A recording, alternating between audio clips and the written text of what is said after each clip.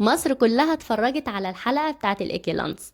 طبعا بعد الفيديو ده استحالة حد يشتري لانشون من بره، فلازم تعمليه في البيت. فهنرجع بقى نعمله في البيت حتى لو الناس معترضة وتقولك ان ده مش لانشون زي بتاع بره. ما احنا عارفين انه مش لانشون زي بتاع بره، بس انت عارفة ان دي حاجة مغذية ومفيدة وصحية، ولازم تعرفي ولادك كده ان انا مش بديلك لانشون. او ما تقوليش ان انا عاملة لك لانشون، قولي له عاملة سندوتشات فراخ لحمة باردة. قولي اي حاجة، عرفيه اضرار اللانشون او اضرار المصنعات بتاعه اللانشون، واعملي حاجه حلوه قوم يرضى ياكلها ويتقبلها، وما يقولكيش لا دي مش زي بتاعت بره. النهارده هعملك افضل نسخه لللانشون البيتي، حاجه كده مظبوطة جدا ومكونات لذيذة جدا، وهتنجح معاكي من أول مرة. زي ما انت شايفة أنا ديني بفك معاك أهو. ويلا بقى انا ويلا، ولو اول مره تشوفيني اتمنى تشتركي في القناه. وزي ما انتم شايفين بسم الله ما شاء الله، الشكل بيتكلم عن نفسه مهما كانت المواصفات ومهما كان مش زي بره ومهما كان، بس دي حاجه نظيفه جدا ومضمونه جدا، وهتطمني وانتي بتاكلي ولادك حاجه نظيفه. بسم الله ما شاء الله زي ما انتم شايفين كده حاجه محترمه. هنعمل احلى لانشون بيتي بالفراخ، وهقولك على كل البدايل جوه الفيديو. يلا اعملي لي لايك على الفيديو. هنبدأ بقى بالمكونات يا بنات، وزي ما انتم شايفين معايا انا معايا التلج والزيت والنشا والتوابل بتاعتي، والفراخ بتاعتي تكون مفرومة كويس جدا في المفرمة عشان تسهل عليكي، وتكون مفرومة مرة واتنين وتلاتة علشان تنعم معاكي كويس جدا. والفراخ كمان بتكون متجمدة شوية علشان تنعم معاكي وما تكونش معاكي مفرولة. اللي عايزة بقى تطلع اللانشون حلو جدا تسمع الفيديو، وانا اوعدك ان انت هتعملي احلى لانشون في حياتي. زي ما انت شايفه يا بنات النص كيلو عليه 3 معالق كده من النشا، بمعدل 40 جرام من النشا، 50 جرام من النشا، ما تزوديش عن كده. وعليه نص كوبايه من الميه متلجه، وعليه كمان ربع كوبايه من الزيت زي ما انتم شايفين كده. انا طبعا الفراخ بتاعتي فرماها زي ما قلت لك، وهمشيها كمان في الكبه، ولازم الخليط يكون ناعم جدا، يعني ناعم كويس جدا عشان ينجح معاكي اللانشون.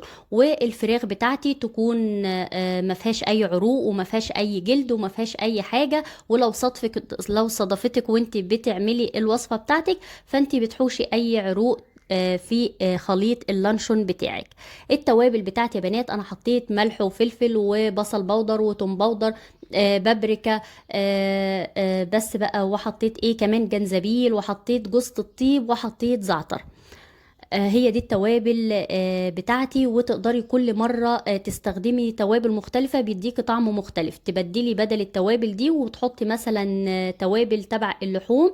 حطيت كمان مرقة دجاج، تحطي مثلا مرقة لحمة، تحطي تكتفي بالملح وفلفل، وتكتفي ببهارات اللحوم. هتديكي بقى لانشون لحوم وهيكون زي العسل وطعمه لانشون اللحمة.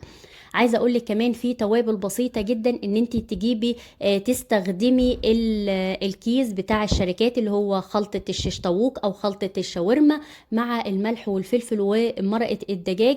بتكون توابل بسيطه والنكهه بتكون حلوه جدا في اللانشون وزي العسل. زي ما انتم شايفين يا بنات الخطوه دي اساسيه جدا، ان انت طبعا عامله الخليط بتاع اللانشون على كذا مره، فانت لازم تمكسي الخليط ده كويس جدا مع بعضه علشان كل التوابل تدخل في خليط اللانشون بتاعك. هنيجي بقى هنا انا طبعا قسمت الخليط، عملته نصه فاتح والنص طبعا التاني. لو حابه تعملي لون احمر فانت بتحطي نقط حمراء بالشكل ده، او تدوبي لو البودر او اللون يعني بتاعك لو بودر فانت تدوبيه مثلا في ايه، في معلقتين كده من الميه. وهتظبطي طبعا اللون بتاعك على حسب ما انت عايزاه بقى فاتح او غامق. انا هنا حسيت ان هو محتاج نقطتين كمان فزودت كمان. وهتضربي كويس جدا. الضرب الكويس جدا هو اللي هينجح معاكي اللانشون وهيخليه طري جدا وهيخليه مش مفرول معاكي. هنيجي بقى يا بنات نبدأ بقى عملية ايه الكبس بتاعتنا بقى، الكبس البيتي بقى، مش مصانع بقى ولا اي حاجة. وانت ضامنة ايدك وغسلاها غسل ايدينا 100 مرة في الوقفة وانت بتعملي الوصفة بتاعتك. زي ما انت شايفة الكيس مدهون كده مادة بسيط من الزيت. وادي الخليط بتاعي، ايديا كمان دهنتها زيت فانت بتمسكيه عادي بكل سهولة. الخليط يا بنات ناعم جدا وطري جدا، ف امسحي بس ايدك كده من الزيت وهيمشي معاكي زي الفل زي ما انت شايفة بالشكل ده. وهتكبسي الفراخ بتاعتك جدا. ولو صدفتك بقى وانت بتحطي لحد اخر لحظة، انا لو في اي عروق او في اي حاجة انا بحوشها لحد اخر لحظة قبل ما احطه جوه الكيس.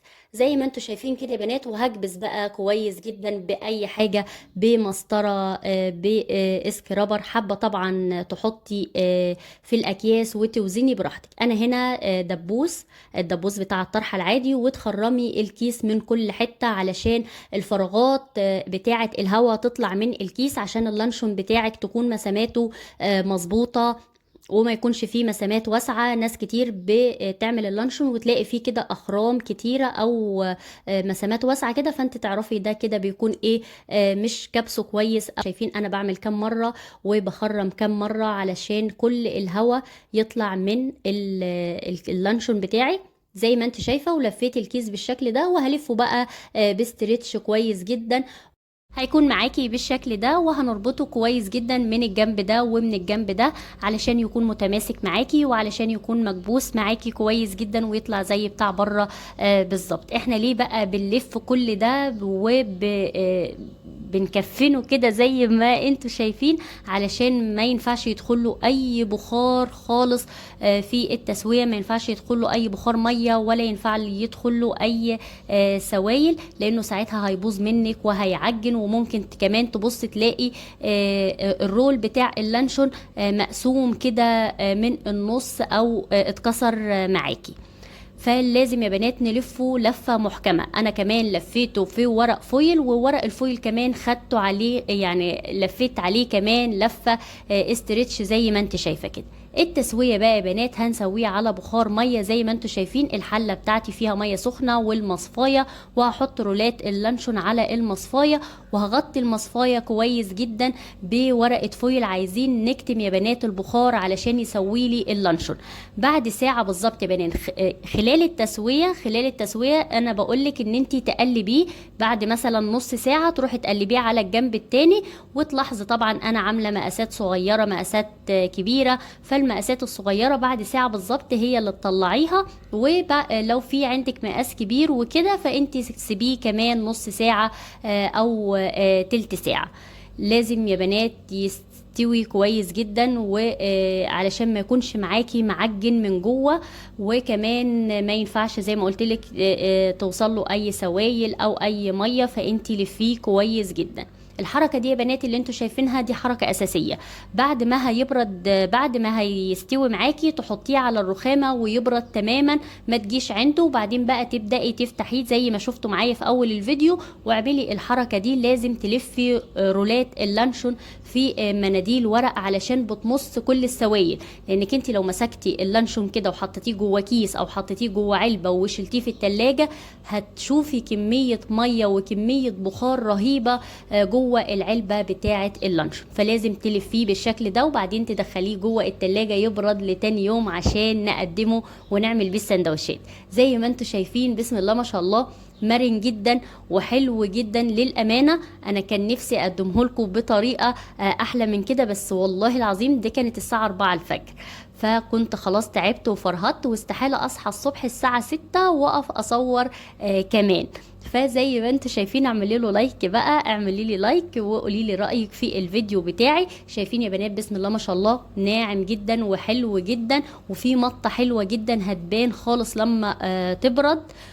وكمان الطراوه دي يا بنات، الطراوه اللي انتوا شايفينها دي واللي هو سبونش كده زي السبونش. نسيت اقولك ان انا استخدمت وراك مع صدور، يعني الخليط بتاعك يكون صدور مع اوراق عشان يديكي الطراوه اللي انت شايفاها دي. والماده الجيلاتينيه اللي في الوراك بتساعد جدا اللانشون، وبيكون طري ومرن معاكي بالشكل اللي انت شايفاه ده. زي ما انت شايفه بسم الله ما شاء الله حاجه مظبوطه جدا. تعملي احلى سندوتشات لاولادك واحلى اكل، وتعملي بقى لانشون بالبيض وانت مطمنه، حاجه كده في منتهى الجمال. يا رب الفيديو النهارده يكون عجبك. شايفين بسم الله ما شاء الله طري جدا وناعم جدا. باكد يا بنات على كل معلومه انا قلتها، جربي الوصفه وامشي على كل خطوه انا قلتها، وكل معلومه انا قلتها هينجح معاكي من اول مره. شايفين بسم الله ما شاء الله المسامات مظبوطه، النعومه بتاعه اللانشون مش مفرول معاكي، طري وحلو كده خالص. يعني زي مش قادره الصراحه، يعني خلاص كفايه بقى اشكر فيه اكتر من كده، انتوا شايفين الصوره بتتكلم لوحدها. يا رب تجربي الوصفه، ومستنيه رايك في الكومنتات، واستنيني في فيديو جديد. باي باي.